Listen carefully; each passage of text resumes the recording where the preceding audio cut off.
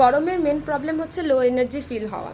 So hello everyone, good morning. আমি এই just আমার ওয়ার্কআউট কমপ্লিট করলাম, আমার সেশন কমপ্লিট করে এখন আমি আমার এনার্জি ড্রিঙ্ক নিচ্ছি। এই এনার্জি ড্রিঙ্কের মাধ্যমে কি হয় না, আমার মেটাবলিজম ঠিক রাখে, আমাকে সারা দিন এনার্জেটিক রাখে, কারণ এই গরমে আমাদের সোয়েট আউট বেশি হয়, যার জন্য আমাদের লো এনার্জি ফিল হয়।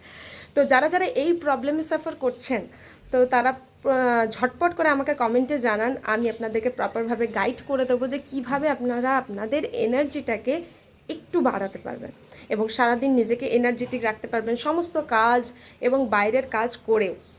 তো ঝটপট আর দেরি না করে তাড়াতাড়ি আমাকে কমেন্ট করে রাখুন।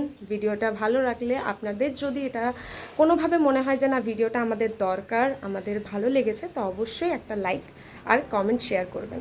আর অবশ্যই পরবর্তী ভিডিওর জন্য আমাকে ফলো করে রাখবেন। বাই।